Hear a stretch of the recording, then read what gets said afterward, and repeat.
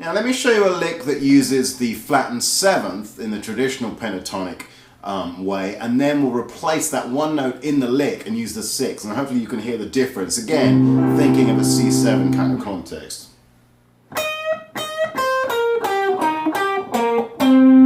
Okay, so this is a traditional blues lick.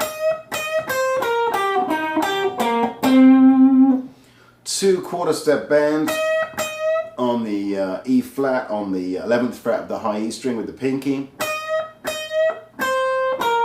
Then just running down the pentatonic scale, C, first finger 8th fret, and then onto the B string, 11, 8.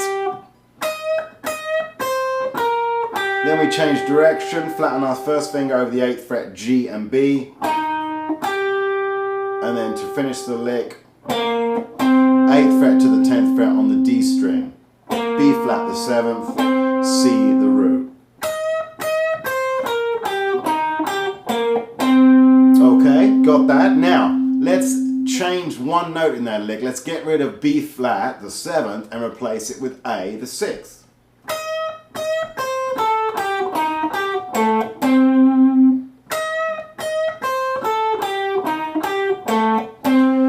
The difference is kind of subtle, but it just gives it that little twist that makes it interesting. So now, again, the half step bends, and then as we get to the B string, instead of 11-8, we're going to play 10-8.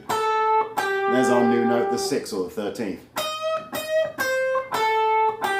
Again, flatten the first finger over the 8th fret, G string, B string, and then here we're going to reach back with our first finger and grab the 6th, A on the 7th fret, the D string, and then resolve to the root, the pinky. You also might want to give this 6 a very slight quarter step bend. Makes it sound kind of interesting. Gives it some grease, as they say.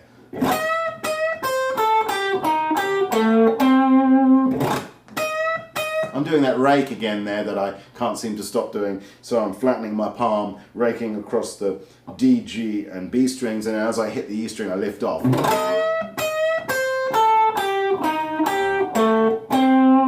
Okay, so hopefully you can hear the difference between those two. Let's now incorporate the 6th and the flattened 7th. So we're going to keep the flat 7th and we're going to add the 6th as well.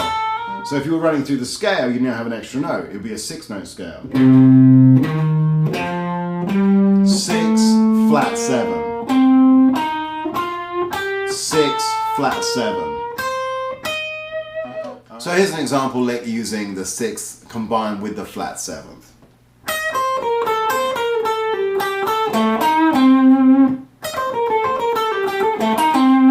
So what I'm doing there is I'm slow, to play a little slower for you, running down the scale, E flat, C, and then here look chromatically, B flat, A, G,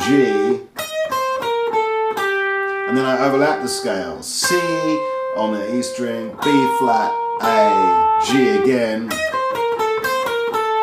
and then I change direction and go G, A on the B string, 8th fret, 10th fret, again really focusing on the 6th.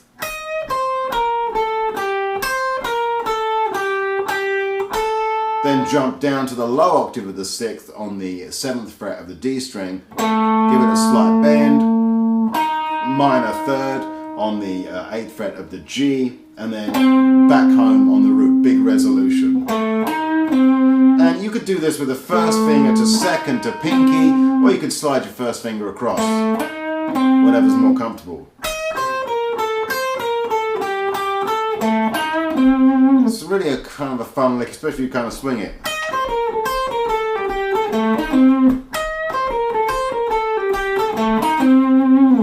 Tons of variations on this, incorporating both the 6 and the flat 7. A great singing, lyrical kind of sound is to bend from the 6 to the flat 7, just a half step, you know, so.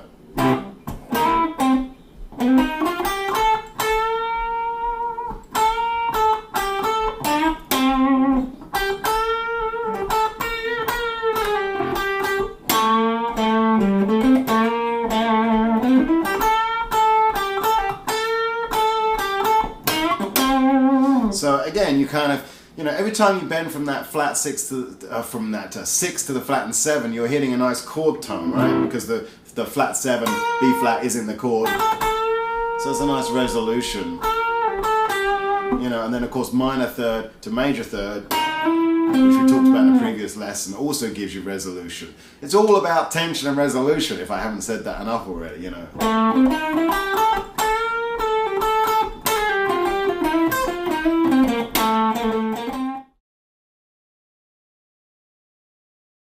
Okay, so here's a fun backing track. You can practice this using the 6 over, alright? We're going to switch key to B flat 7, okay? So this is just a static B flat 7 dominant vamp. This new scale we just came up with utilizing the 6. For B flat, you're going to start at the 8th fret of the lower E string, and of course the pattern is the same. B flat, D flat, E flat, F, G, that's our 6 in the key of B flat, back to B flat, B flat, D flat, E flat, F, G, B flat, D flat.